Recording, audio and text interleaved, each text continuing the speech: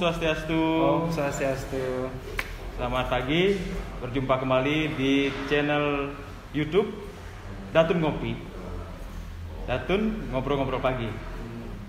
Pada pagi ini kita kedatangan narasumber beliau dari bagian utara dari Kabupaten Gianyar. Beliau Dr. I Gusti Ngurah Gede Putra Esket MSI. Om Swastiastu, Dok. Om Swastiastu. Beliau Direktur Rumah Sakit Umum Payangan. Salah satu rumah sakit pemerintah di Kabupaten Gianyar. Gimana, Dok? Payangan apakah hujan-hujan, Dok? Ya, musim sekarang pasti hujan ya. Masih hujan ya. Itu sudah natural, saya kira itu bagus ya. Oh, gitu.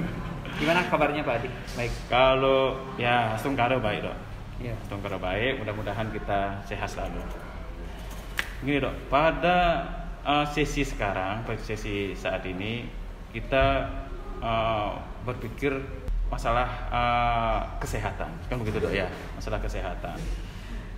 Kita terpaku pada masalah COVID ini, COVID-19. Banyak teman-teman kita saya sendiri pun awam tentang COVID-19, apa sih itu? Gitu. Nanti mohon pencerahannya dari narasumber, dari dokter, karena mengingat di Indonesia telah ditetapkan oleh Bapak Presiden sebagai bencana nasional non alam sesuai dengan Kepres nomor 12 tahun 2020 begitu. Dokter bisa jelaskan apa sih COVID-19 itu? Silakan, Dok. Iya. Terima kasih. Pertama-tama saya menyambut baik ya channel Datun Ngopi ini salah satu upaya inovatif dari Kejaksaan Negeri Gianyar yang bisa memberikan interaktif yang baik sekali dan ringan untuk masyarakat. Jadi saya apresiasi banget. Kemudian kalau bicara tentang masalah COVID-19, kalau lihat historinya sih sudah hampir kurang lebih 1 tahun ya. 1 tahun yang lalu muncul di bulan Desember 2019 itu di negara tetangga kita di China. Kemudian menyebar dengan begitu cepatnya ke seluruh dunia. Dan saat ini pun di Gianyar kita sudah mengalami masa-masa pandemi ini. Jadi seluruh dunia tidak ada satupun negara di dunia ini yang bebas dari COVID ini. Nah, tetapi di tengah pandemi ini kita harus melakukan banyak upaya dan langkah-langkah untuk mengantisipasi bagaimana kita tetap bisa survive, bertahan di tengah pandemi ini gitu ya. Jadi menyerah sembunyi itu bukan opsi gitu. Bukan pilihan ya, Dok. Bukan pilihan ya. Ya. Jadi kita harus fight, kita harus berjuang untuk mengambil langkah-langkah seperti apa sebetulnya. COVID itu sendiri kan disebabkan oleh virus. Disebabkan oleh virus, namanya virus corona. Ya. Dan sejatinya virus itu sudah ada sejak lama gitu. Hanya saja mungkin karena mengalami mutasi, kemudian ada perpindahan, masih peneliti ada perpindahan dari satu inang ke inang yang lain sampai akhirnya kemudian sekarang muncul di manusia yang kenal dengan nama COVID-19. Oh, begitu.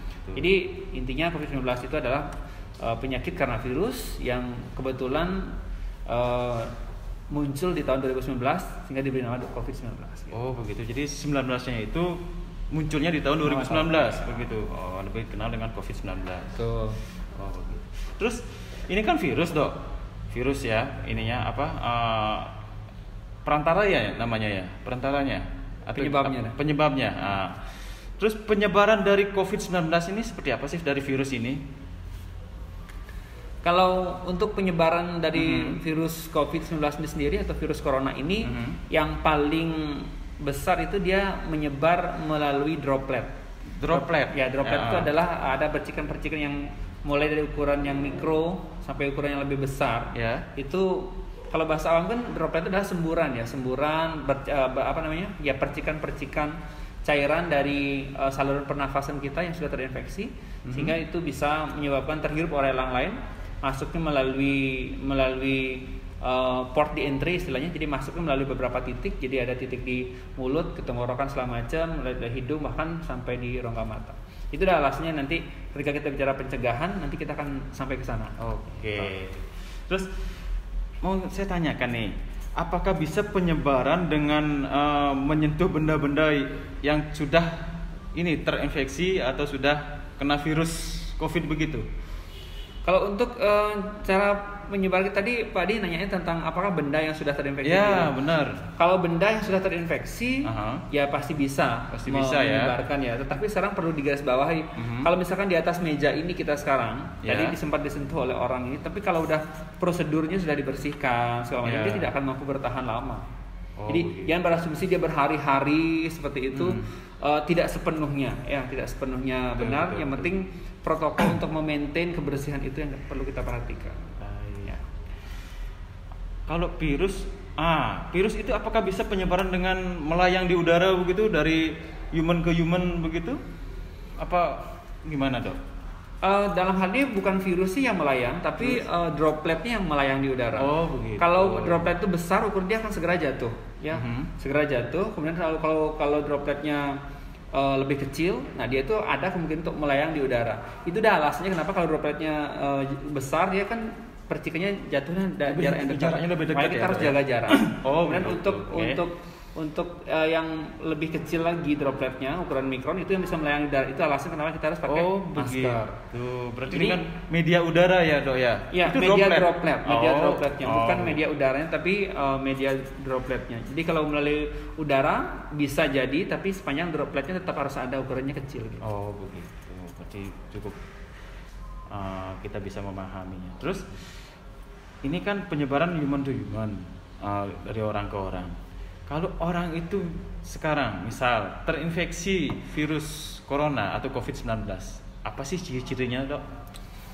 Kalau untuk ciri-ciri COVID-19 secara umum itu sama dengan infeksi virus yang lain. Oh, gitu. Jadi sebetulnya penyakit yang penyebabnya virus itu hampir sama karakteristik dasarnya. Hanya saja pada COVID ini seperti misalkan contoh gejala-gejala awal yang muncul itu pertama ada demam, ya. Demam itu bisa mulai demam ringan sampai demam yang tinggi. Kemudian ada gangguan saluran pernafasan, mulai dari batuk-batuk kering, sakit tenggorokan, kemudian ada batuk bahkan sampai sesak yang paling berat. Kemudian yang khas yang terakhir itu adalah gejala anosmia, yaitu hilangnya pembauan. Jadi tidak bisa mencium bau apapun. Oh, begitu. Gitu. Jadi itu gejala-gejala awalnya hampir mirip karakteristiknya dengan virus yang lain. Hanya saja karena sekarang sedang pandemi, jadi itu mengarahnya sering diasumsikan menjadi gejala awal dari COVID-19. Oh, gejala awal. Apakah hanya indera penciuman saja, Dok? Indera perasa mungkin? Ya, perasa dan penciuman jadi satu aja. Ya pasti begitu. Berkurang, ada pengurangan. Ada pengurangan. Itu merupakan ciri-cirinya, Dok ya? Iya. Terus untuk apakah ada obat-obat khusus untuk mengobati COVID-19? Untuk sekarang yang digunakan tata laksana dari medis tentang COVID-19 itu pasti mengarah kepada protap ataupun SOP dari penata laksanaan penyakit karena virus yang lain, hampir mirip. Walaupun sekarang kita bicara tentang COVID, pasti tata laksananya hampir mirip. Ada beberapa antivirus yang kita gunakan dalam aplikasinya, Kemudian ada penggunaan antibiotik juga untuk mencegah gejala-gejala ikutan yang lain, Tapi yang khusus untuk COVID itu obatnya itu tidak ada, karena virus itu tidak pernah ada obatnya. Tapi upaya-upaya antivirus mencegah sakit-sakit yang komorbid yang lain seperti itu tuh protapnya hampir sama sebetulnya. Jadi yang mengkhusus sekaligus untuk COVID itu tidak ada. Makanya sekarang orang sedang berpacu ya sampai mencari, sekarang sedang diteliti ada vaksin segala macam. Itu sebagai upaya kita, karena obatnya khusus untuk COVID itu nggak ada. Oh, begitu. Tapi upayanya untuk menggunakan antivirus, antibiotik segala macam dan supportive lain itu tetap masih diupayakan gitu. Telah dilakukan ya, Dok ya? Dilakukan. Di rumah sakit semua, di fasilitas kesehatan semuanya dibantu dengan itu. Diterapkan seperti itu. Nah, sekarang dokter kan sebagai direktur Rumah Sakit Umum Payangan, salah satu rumah sakit pemerintah di Kabupaten Gianyar ya. Apakah di sana ada pasien terinfeksi COVID-19, Dok? Untuk di wilayah Gianyar, kalau kita lihat laporan dari Satgas Kabupaten, kita semua proaktif di Satgas sana. Jadi atas petunjuk Bapak Bupati dibentuklah Satgas Kabupaten yang bertugas untuk mengantisipasi dan juga menangani bila hal-hal seperti itu terjadi. Nah, untuk di Rumah Sakit Payangan sendiri kami juga pasti mulai dari screening awal ya di UGD, poliklinik, kemudian ada poli screening COVID, itu semua sudah melayani ya. Bahkan kita sudah biasa merawat pasien untuk yang terinfeksi, terkonfirmasi dengan segala macam gejalanya seperti itu. Jadi kalau kita ikuti protap, kalau memang kita bisa tangani di kita tangani di kita. Kalau memang perlu rujukan, kita perlu bisa rujuk. Oh begitu. Oh berarti sudah ada protokol-protokolnya ya dok ya? Ada protokol-protokol yang harus kita ikuti, dan sejauh ini saya kira di Kabupaten Gianyar sudah flow-nya bagus banget ya. Jadi sudah terorganize dengan baik. Gitu. Oh begitu. Nah terus untuk sepengetahuan dokter nih, untuk di Kabupaten Gianyar ini kita ada pada zona apa ini? Kalau dari edaran penilaian yang diberikan oleh Kementerian Kesehatan, kita termasuk di zona risiko tinggi sebetulnya. Risiko tinggi. Ya, hal tersebut salah satu disebabkan karena mobilitas penduduk yang kencang banget ya. Yeah. Apalagi objek-objek wisata kita tahu lah ya. Di daerah Gianyar itu banyak. Jadi tapi yang terutama adalah mobilitas penduduknya yang kencang banget. Jadi itu menyebabkan kita ada di zona risiko tinggi. Tetapi seiring dengan waktu kadang-kadang zona itu bisa turun lagi, bisa ke zona orange, zona kuning, dan terus dulu sempat zona hijau. Tapi sekarang di Bali saya kira semuanya masih zona kuning dan zona merah ya. Tapi kalau Gianyar sendiri masih risiko tinggi karena tadi semata-mata karena mobilitas penduduknya saja. Tapi kalau dari segi tatanan hidup bermasyarakatnya, saya kira di Gianyar sudah cukup baik ya. Kesadaran masyarakat itu. Ya saja kita perlu terus menerus. Nah itu kuncinya di sana. Tadi kan sudah dokter jelaskan terkait dengan penanganan orang-orang yang sudah terinfeksi COVID-19. Sekarang gimana caranya mencegah ini untuk penyebaran dari COVID-19 khususnya di Kabupaten Gianyar? Gimana dok? Kalau bicara tentang pencegahan itu sederhana sebetulnya. Mungkin pemirsa channel ini untuk Datuk Ngopi ini juga sudah tahu kalau 3M udah sering didengar. 3M ya. Itu ada memakai masker, menjaga jarak, dan mencuci tangan. Sebetulnya kalau boleh saya sampaikan 3M itu bukan protap untuk mencegah COVID. Itu harusnya terus-menerus kita lakukan sejak dulu. Semua protap kesehatan, prokes itu ya, protokol kesehatan itu ya seperti itu. Sebenarnya untuk sakit apapun juga protapnya seperti itu. Gitu. Jadi harus kita luruskan sedikit bahwa prokes itu tidak semata-mata hanya dalam COVID ini. Nanti kalau misalkan udah ada vaksinnya gitu ya, lepas dari COVID, pandeminya sudah mulai berkurang seperti itu. Jadi orang bisa bebas lagi, nggak cuci tangan, itu nggak bisa. Gitu ya. Jadi seperti kalau kita lihat di negara tetangga kita di Jepang, itu orang sudah dari dulu sekali punya kebiasaan kalau dia merasa ada flu sedikit itu dia menggunakan masker. Kalau dia dalam kondisi fit banget itu nggak perlu menggunakan masker. Kemudian cuci tangan itu wajib. Kebersihan itu untuk tes scan suhu tubuh di negara itu juga tetap bagus. Nah, kita yang namanya tatanan hidup baru ke depan itu sebetulnya harus mulai beradaptasi dan membiasakan diri dengan protokol tersebut untuk mencegah yang tadi 3M. Dan satu lagi kalau boleh saya berbagi sih, di samping kebiasaan fisik kita tadi mencuci tangan, pakai masker, jaga jarak itu, ada satu lagi itu kita menjaga mindset kita tetap sehat lah. Jadi mindset tetap sehat itu artinya kalau pikiran kita bagus gitu ya, tenang, kemudian bisa memanage dengan baik pemikiran kita. Saya kira itu sistem imun kita akan jauh lebih tersupport. Imun yang paling kuat ya. Betul. Karena kalau kita bicara tentang obatnya yang pasti nggak ada. Vaksin masih dalam bentuk penelitian dan sekarang pelan-pelan baru mulai kita lihat rencana penggunaannya saja. Tapi yang sudah pasti ada dan sudah pasti menang lawan COVID itu adalah sistem imun kita. Karena sudah puluhan juta orang itu sudah mulai sehat dan menang lawan COVID ini. Itu berarti sistem imun kita sudah mampu mengatasi hal tersebut. Ya, hal itu salah satu support sistem imun itu di samping fisiknya kita juga perlu dari mindset kita. Dari mindset terhadap orang. Itu merupakan imun yang paling kebal ya. Imun yang paling besar potensinya sebetulnya menurut saya loh ya. Karena kalau kita coba deh kalau kita berpikir, saya sakit kepala nih, beneran sakit kepala ntarnya kan? Benar. Karena kita tersugesti orang bilang seperti itu. Tapi sebetulnya sejatinya ketika pikiran kita bagus gitu, itu sistem imun yang lain di tubuh kita itu endorfin namanya, itu akan terpacu untuk membuat tubuh kita bereaksi, kemudian mempunyai daya tangkal yang cukup bagus terhadap serangan-serangan virus, bakteri segala macam.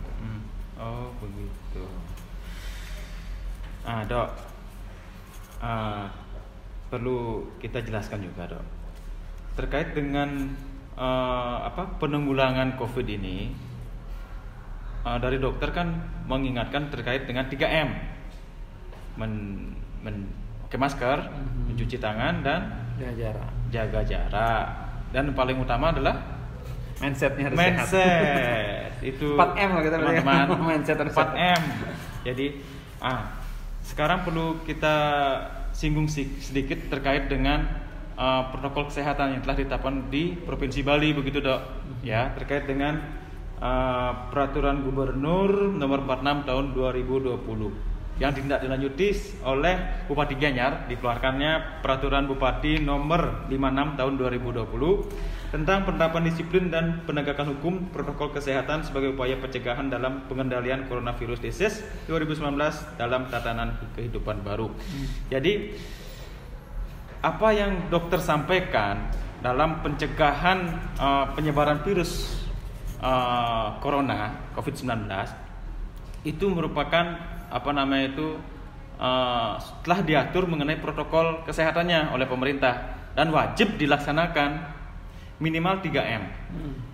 Minimal 3M ditambah lagi dengan 4M, alangkah bagus sekali, karena itu merupakan betul sekali apa yang dokter sampaikan.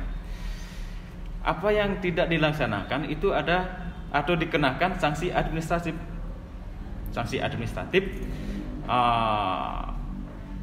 Tidak menggunakan masker dikenakan sanksi pengenaan denda administratif.